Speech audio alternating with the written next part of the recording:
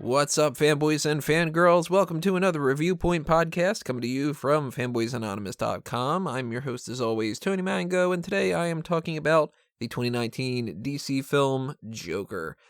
If you are not familiar with how the Reviewpoint works, it's pretty simple. It's basically just a movie review, but essentially what I'm going to be doing here is talking about the things that I liked and I disliked about the film, and they are hereby referred to as the hits and the misses of the movie.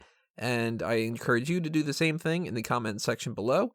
So if you are on the audio-only platforms, such as iTunes or Spotify or Stitcher or Google Play, whatever those things are, head on over to the YouTube channel. And if you haven't subscribed already, hit that subscribe button, like the video, because that helps out quite a bit. Subscribe to the notifications by ringing that little bell, and drop a comment and tell me what you thought about the movie. So I'm going to do my usual setup here. I am going to do a non-spoiler version of my review and get that out of the way for people who don't necessarily want to know what happens in the movie. And then I'll give you a warning and we'll talk some spoilers. So right now we're in the non-spoiler section. You don't have anything to worry about as far as that's concerned. The short end of this is I loved the movie. I thought that it was a very ambitious take on a character that never really has an origin, so the idea that they were giving an origin to the Joker to begin with is already something that is ambitious on its own, and it's something that usually doesn't strike well with comic book people. And I am not the type of person who's going to be able to tell you certain issues that things happened or anything like that, because I don't actually read the comics, but I am a big follower of the superhero genre and so many different characters and all the story arcs that go along with them and everything like that. So I'm that type of middle ground. I'm not the guy in the comic book store that can tell you everything about Blue Devil, but I can tell you about Birthday Boy in the Batman series, which most people have no idea what I'm talking about. So normally that would be the type of thing that would bother me, especially for a character like Joker, because let me lay this on the table for anybody who doesn't know. Batman is my favorite fictional character in any type of media. Any story, any genre, anything. Batman, the Bruce Wayne character, is my absolute favorite fictional character I've ever seen in anything. And likewise, the counterpart to that, the Joker, is my favorite villain in anything that I've ever come across. So when there's a Batman movie, I tend to weigh it pretty heavily. And when there's the Joker involved, all that much more so. And for anybody who's wondering, Mark Hamill is my favorite Joker, my favorite Batman, Kevin Conroy. Not necessarily from that series, but the idea in general, the Arkham games and so many different things that they've been great at. But that's a different story for another day. So when you tell me that there's going to be a movie that, and this isn't really spoilers, so I'm not going to do the spoiler warning, but I guess it's like that slightest bit if you don't want to know literally anything about the movie. Then I don't know why you're listening to a movie review, but whatever. You tell me the idea that you're going to do a Joker origin, and it's essentially not going to include Batman because he's only going to be 8 years old or so. It's going to be set in the 80s, which a lot of movies that have the whole, we're doing it in a time frame type of thing, and we're going to make it a period piece, tends to be kind of obnoxious to me, especially when it comes to like the X-Men movies, where it was like, why did it need to be jumping 10 years each time when you clearly are not aging the characters and so on. And you're going to have the character be Arthur Fleck, and he's going to be an older character, and like so many different elements to this that would have been red flags for me to just be like, this is not going to work. And it's amazing. This, so far, is the first movie that I've seen this year that I can think of, at least off the top of my head, that I would actually want to be nominated for Best Picture. And if it were to win, I would think that that would be amazing. A good movie to compare this to, that I have seen years and years and years ago, is Taxi Driver. And if you've seen Taxi Driver and you like Taxi Driver, I'm assuming that you're going to like this, because they're very similar movies in a lot of different ways. And there's some other ones, too, that are in the similar kind of spectrum. Falling Down with Michael Douglas is another one of them. And, you kind of know what you're getting into when it comes to something like that. You're not going to look at the movie trailer for this and think that you're getting something on par with the MCU. The Marvel Cinematic Universe has a completely different type of approach to what this movie is trying to do. This is kind of like an Elseworlds story. If you follow the DC What If, essentially is what they kind of do with that. Elseworlds is where you could tell different things that aren't in continuity, and it's just like a different type of story, like Superman Red Sun, the story where Superman was not adopted by the Kent family, that he actually landed in Russia and became kind of a tool for the Russian government and everything like that. Or, you know, in this story, Batman's a vampire, and in this story, the Green Lantern is actually a Yellow Lantern, or, you know, whatever different things that people want to tell in those kind of stories. So this is kind of like that a little bit. And it's also rated R. It's DC Black, so that's the Black Label thing is their hardcore, grittier, darker, rated R type of side of things. So it's already making a lot of rounds as far as being like, we're taking risks. And the politics behind this as well. This is a movie that I had heard, I stayed away from critics that had been able to see this movie ahead of time. I didn't want to know what their thoughts were. But the phrase that I had been hearing quite a bit was, it is a challenging movie. And now I know what they're getting at, which is some of the ideas presented in this challenges your concept of right and wrong, and whether or not there is something to be said about, not necessarily vigilantism, because that's not quite the case, but about backlash and stress and the pressure of society. And there's a lot of things that are deeper in this movie than at face value. And I think that it's something that a lot of people are going to study for a long time. And a lot of people are going to dislike as well, because a lot of people are going to like it. And they're going to have a very reactionary response to that, where they're going to say, like, this movie's crap, and all it does is repeat things that other movies have said better and different things like that. But I think that this boils down some really worthwhile discussions into something that is easy to digest, and it's something that can cross over to an audience that might not necessarily quite understand that they're talking about them. And yeah, there's a little bit of danger to that, because the Joker is the type of character who's cool, and he shouldn't be, and he's funny, but you shouldn't be laughing, and he's something that a lot of people look up to, but you never should aspire to be that type of character. For instance, this drives me crazy. I'm going to go on a little rant here, but you ever see those couples on Instagram or Facebook or Twitter or whatever, and they have a picture of Joker and Harley Quinn, and they tag their boyfriend or their girlfriend, and they're like, oh, this is like me and my bae or whatever, which already, it's annoying just for you saying that, but people idolize this Joker and Harley Quinn relationship as if it's something to aspire to have. And it is a terrible, terrible quote-unquote romance. If you pay any attention to the comics, and you pay any attention to literally anything out there about those two characters, the Joker is a terrible partner, and she has a horribly abusive relationship with him, and that is the type of thing that you should be locked up for, thinking that that's what you want. It's not that they're two edgy goth people and that you're, you know, something to be like, oh, these people are cool and they're edgy and they're out on the fringe and I want to be like that. No, these people are psychotic. They are crazy, sadistic, mental, fucked up, horrible people. Harley, not as much as Joker, because Joker's like the epitome of evil. And I love that phrase. I forget who says it. And obviously, I don't know the issue and all the other kind of things like that. But in one comic where somebody says, when all the other villains want to scare each other, they tell Joker stories. That is the Joker. He is just pure evil that you can't necessarily understand, but you totally get it. And that's what this movie is. It is a very dark look at a lot of things that aren't on the comic book spectrum, but put through the comic book sieve.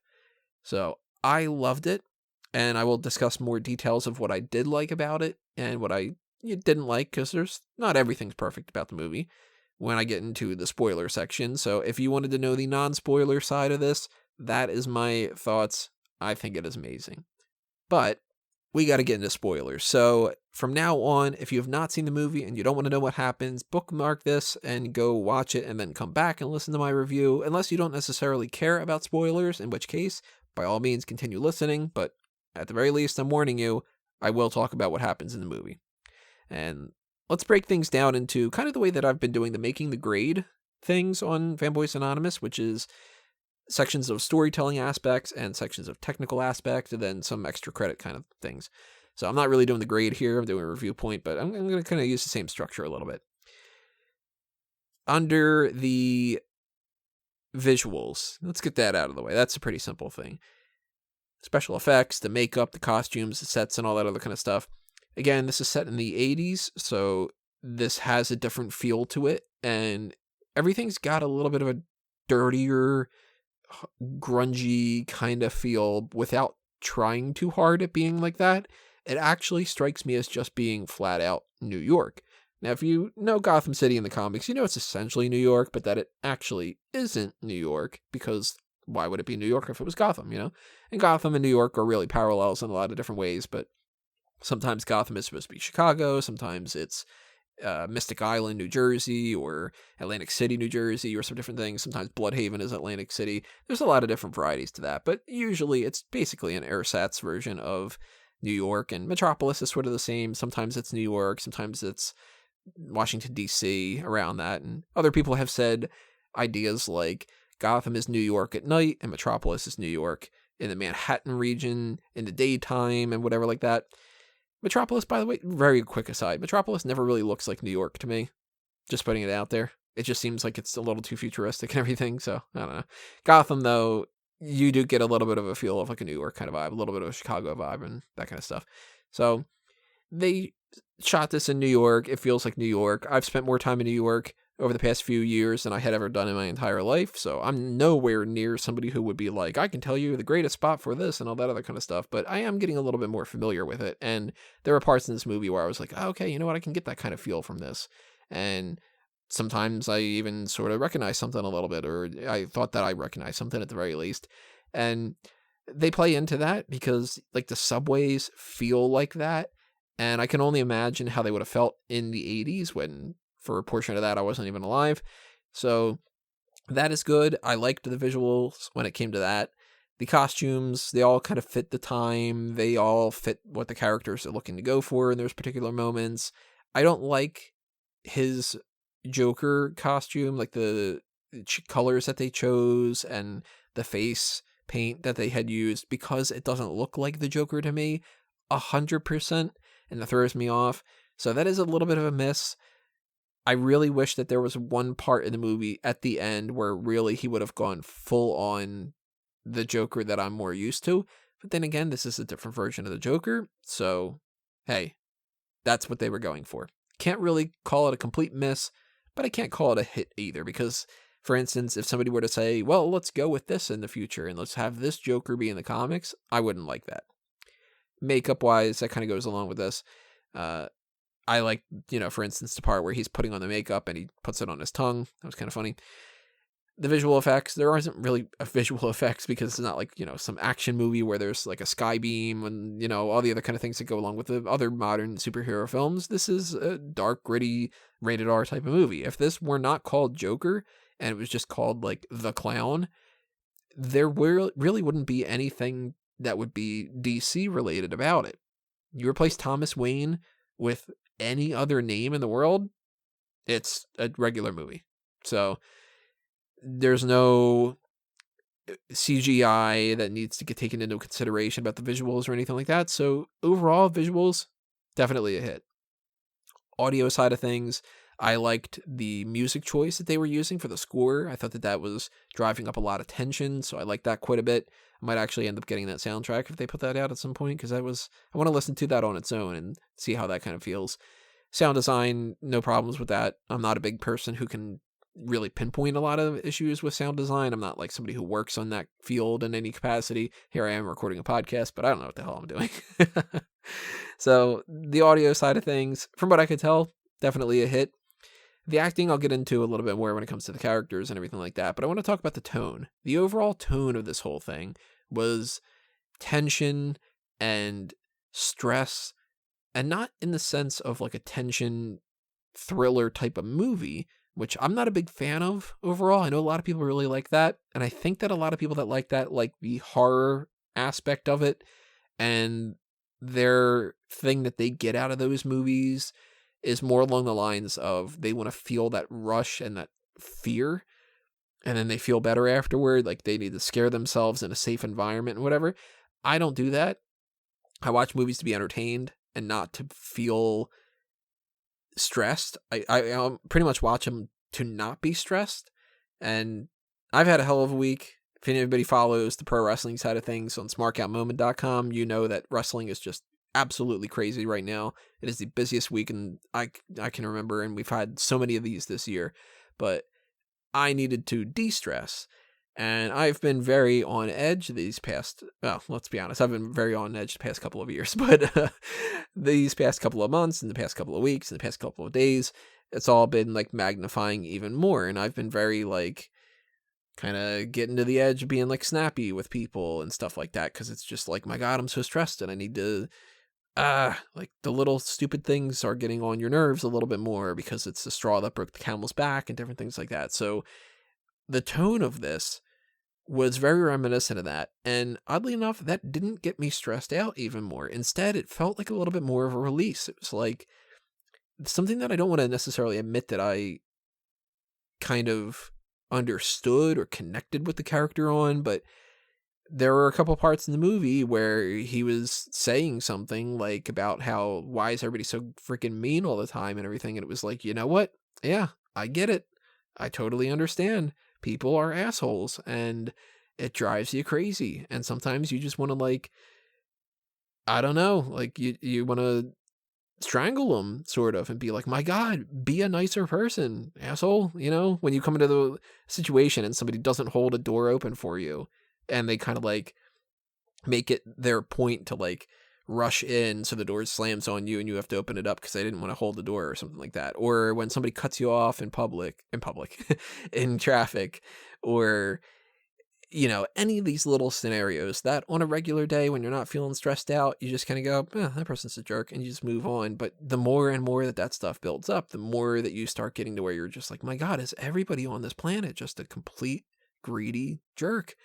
And it weighs on you. And watching a movie that was, and especially at this time, like 2019 is not a time for people to play around with the whole concept of mental health.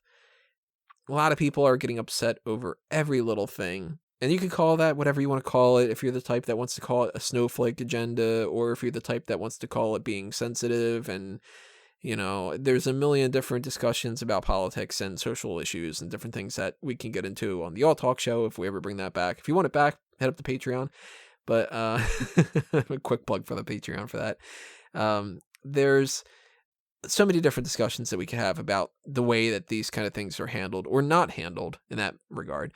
And for a movie in 2019 to take on the concept of let's address how some of these people feel and not glorify it, because he's very clearly a bad guy in this movie. He is 100% a villain. There is no justification for the fact that he does what he does, but you still kind of understand where he's coming from.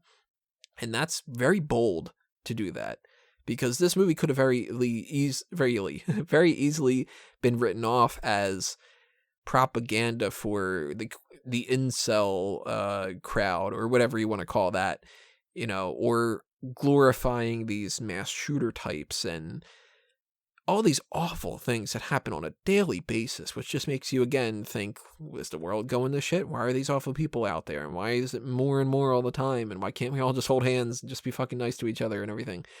And this movie takes a bold stance on that, where it's, you kind of get it a little bit. So that's very frightening, very challenging, very scary to kind of go down that road. And I appreciate that they did that, because I think that sometimes you need movies to process things a little differently.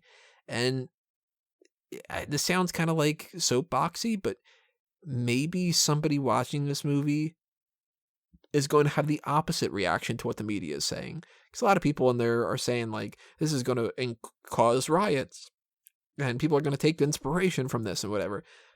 If you're off, you're going to find problems with anything. You're going to think that your dog is talking to you, or, you know, you saw somebody's face on a taco and it told you to kill somebody, or, whatever like that. People are like that. So you need to have different programs, and you need to have different counseling, and, all this other kind of discussion and stuff.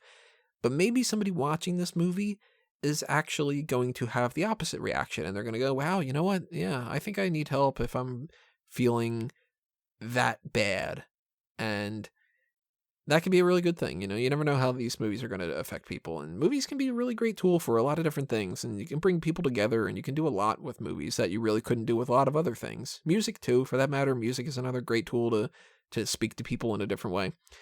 But the tone of this very dark and grim and bleak type of tone, and angry, lots of anger in this movie, feels like a release at some moments. Sometimes it's very funny, and sometimes you're laughing at things that you shouldn't be laughing at. Like, again, spoilers, when he has killed two of his former co-workers, one of them being Randall and one of them being Gary, and there's the part with Gary, who is diminutive in his height. He can't reach the door hinge to be able to unlock the door to get out after he sees that Randall's been killed and all that other kind of stuff. That was a funny moment. Now, it's making fun of people that have a problem that is horrible to make fun of, because it's a, terrible thing to go through every single day. And, but it's still like, it's a funny moment. And lots of times in this movie, there was something that would happen where people in the audience were cracking up. And then you could kind of sense a little bit of hesitation, like, I shouldn't have laughed at that. And that's kind of fun to watch a movie that people are being challenged like that. So I like that a lot. Romance, I mean, this movie isn't a romance movie, but it does have a little bit here and there, and it's got the right type of romance as far as it doesn't go into the, like, we're going to set up the boy and the girl, and they're going to get together in the end, and they're going to have their argument in the rain, and all that other kind of stuff, because that's not what this type of movie is. But it does have those moments, and it is all filtered the way that it should be. So that's a big hit. Tone, the atmosphere, all that stuff, it all works super, super well. Story itself, the idea of the Joker being a regular guy who happens to have grown up with a mom with problems, who didn't exactly give him the best childhood because of a bunch of different reasons, whether it was abusive boyfriends that she had kept around, or delusions of grandeur, like the idea that she is always calling him happy and always telling him to put on a big smile on his face, and that he's there to put laughter in the world. And he kind of built this idea to him that he's this funny, charming type of person, outside of the fact that she also later on at one point in the movie says, don't you have to be funny to be a comedian, which is like, that's, I guess, the moment of realism of being like, this guy's not actually like that and all. But she instilled that in him, and that weighs on you. When you are told that you are special and you are not able to do it, that's the type of thing that can really get under people's skins. And that's why you get a lot of people that unfortunately commit suicide, because they are the smart person in their family, and everybody looks at them as being the one that has to have all the answers, and they don't have the answers, and the pressure is just too much for them. Or they're the quote unquote the person who has everything. Why would they give that up? It's because they have the stress of keeping that and maintaining that. And if you're somebody like an Arthur Fleck in this movie, you are failing all the time. For that to be part of what builds the Joker, and all that stress and all that failure, and coupled up with this idea that he has, I can't think of the name of it off the top of my head, I might try to look that up a little bit, but this idea of, if you mix that together with other actual clinical problems, the pseudo-Bulber effect, that's what it is, where he laughs at situations that don't necessarily reflect what he's actually thinking, and he's laughing when he's anxious, or he's laughing when he's scared, or whatever like that. You start to understand, that could be a real fun trip to go down with the Joker, as far as explaining why he is laughing all the time. Maybe it's not just because he's like, quote-unquote, crazy and insane and all that. Maybe it's that he has that, and I liked that. I liked that a lot. This idea that they could go down that rabbit hole and they could play around with that. So big fan of that. Big fan of the idea that, and I kind of guessed this a little bit correctly. Mostly, I guess I got things right with my predicting the plot, which is a new thing that I do on Fanboys for any movies that particularly strike my fancy as far as trying to plot things out, where I had thought that throughout the movie that he would think that Thomas Wayne was his father, and he'd find out that that wasn't the case. That was interesting. This cannot work in the comics because then you have that age gap that just doesn't make any sense. Thomas Wayne should be in his late 30s to mid 40s when he is killed with Martha. And that way, Bruce is not growing up, he's 8 years old, 9 years old, and you got to age him up another 20 years or at least another 15 years for him to become Batman and do all that kind of stuff.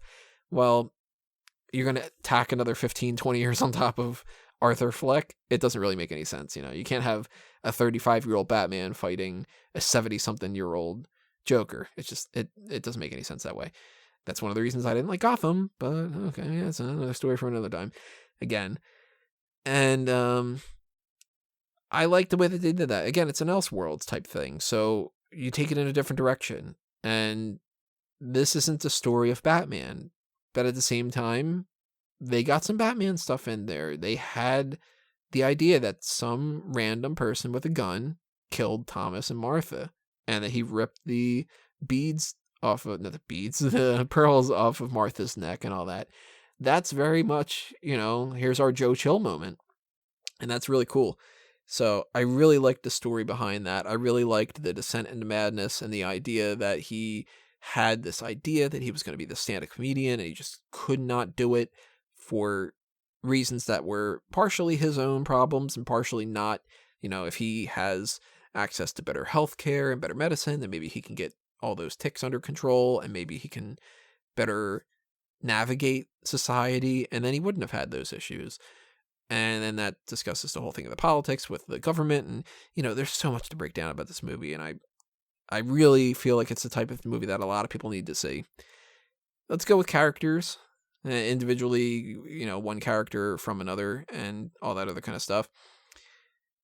Obviously, I mostly talked about Joaquin Phoenix and Arthur Fleck and all that. I think he is great. And a lot of people are going to start comparing him. Well, who's the better Joker? Is he the better Joker, or Jack Nicholson, or Heath Ledger, or nobody's really going to mention Jared Leto, even though I like some of what Jared Leto did. If you get rid of the way that he looked, Jared Leto wasn't bad. And I'm probably getting some hate in the comments section for that one. And Suicide Squad was awful. Arthur Fleck, I like that that's not even necessarily his name. Like, they kind of took the whole, where did he come from? Who was he adopted from? He was just abandoned and all that other kind of things. Really big fan of that. Major hit. Murray Franklin, played by Robert De Niro. I have not seen The King of Comedy, so I can't compare this movie to that and see any kind of parallels to that. I will probably try to watch that at some point whenever I get the time. But I do know that that is a story of a comedian being obsessed with Jerry Lewis's character, who is like a talk show host, and that's just kind of like full circle and everything like that. I find that that's pretty interesting. And Robert De Niro, he comes off really well as this Murray Franklin character. He seemed very much like a Jay Leno type. So I like that a lot. I think Robert De Niro was solid on that. Very much a hit. Sophie Dumond was played by Zazie Beetz. She is just the neighbor who Arthur has a little bit of a crush on, thinks that he's dating and that kind of thing. When that started happening, I'm like, all right, he's imagining this. This is not happening whatsoever. So I like that character. It wasn't really much more than just like serving the purpose of explaining how even that love life side of him is just a complete failure. But she did the part well, the acting wise, great on that. Everything solid, nothing to complain about. Frances Conroy plays Penny Fleck. Fan of that character, nothing to complain about there. Like the idea that she was sick in the ways that she was, where sometimes you felt a little sad for her, sometimes that pity turned into anger, the way that she was, actually acting this whole time that we weren't aware of at the end. For the movie itself, I like Brett Cullen as Thomas Wayne. This version of this is totally not Thomas Wayne, and I hate that anybody might try to turn that into anything in the future. So, again, I have to stress the idea that if this is an Elseworlds type thing, and it's not a real, quote unquote, real telling of the Joker and the Batman story and everything like that, then for this, it's great. Brett Cullen comes off as a Donald Trump type, or somebody who's just like that obnoxious kind of politician that maybe isn't necessarily a bad guy in this movie. I mean, I'm going to mince words on here a little bit.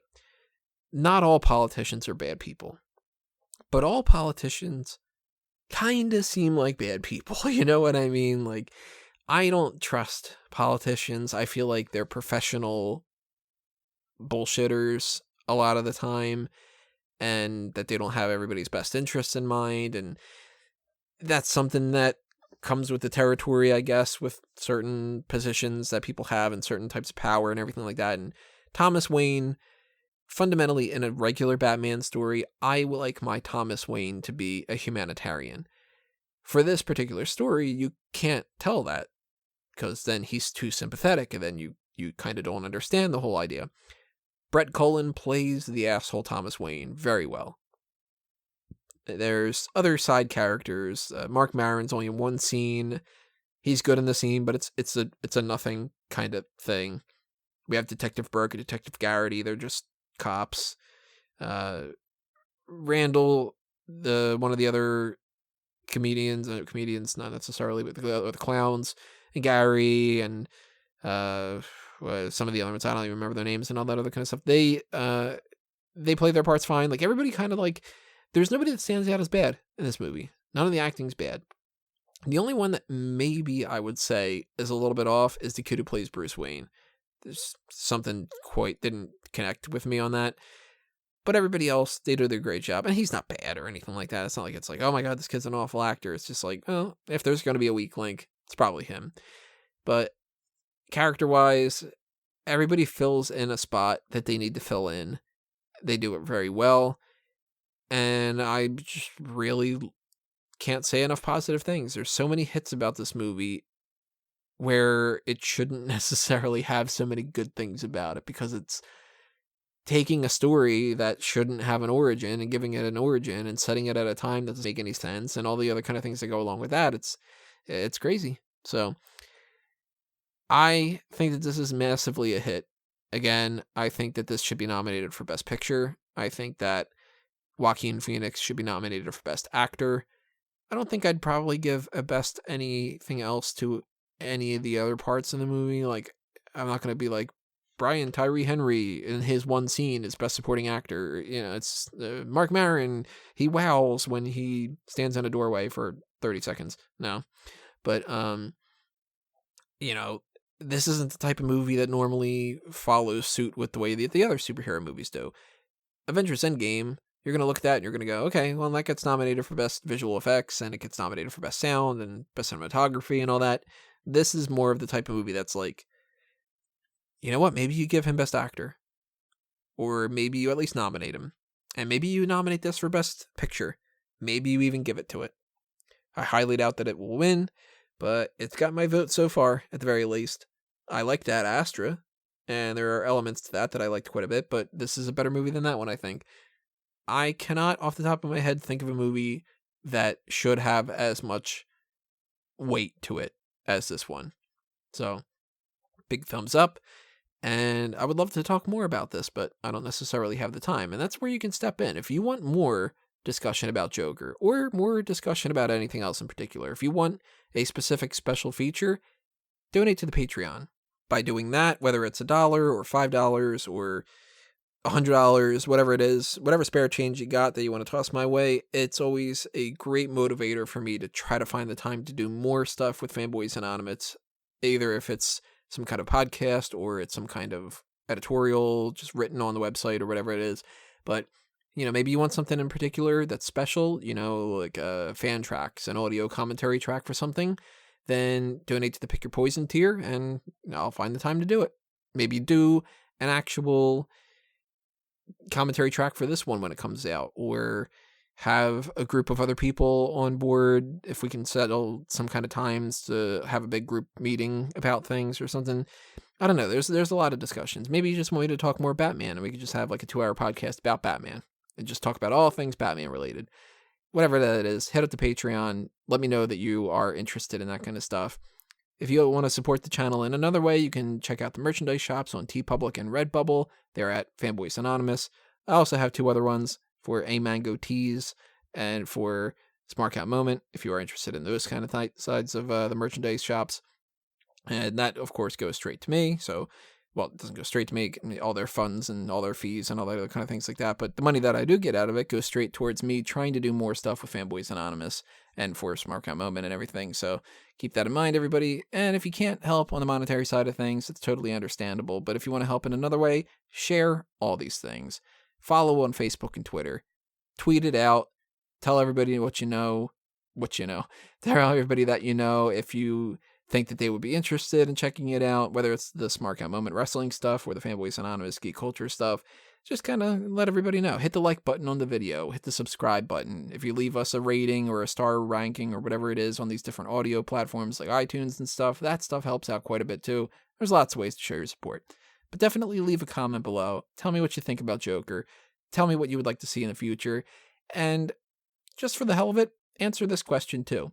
If they were to do some more movies about this type of thing, you take like a Riddler movie and you try to dissect that, and what would be the catalyst for a Mr. Freeze, or, different characters in different sides of this whole comic book spectrum. What would you like to see? What characters would you want to see a big deep dive into? Let me know in the comment section below. But that'll do me in for this review point of Joker. It is a hit. I highly doubt that there's going to be another movie that comes out this year that I'm going to think is a better overall movie as far as like Oscar stuff goes.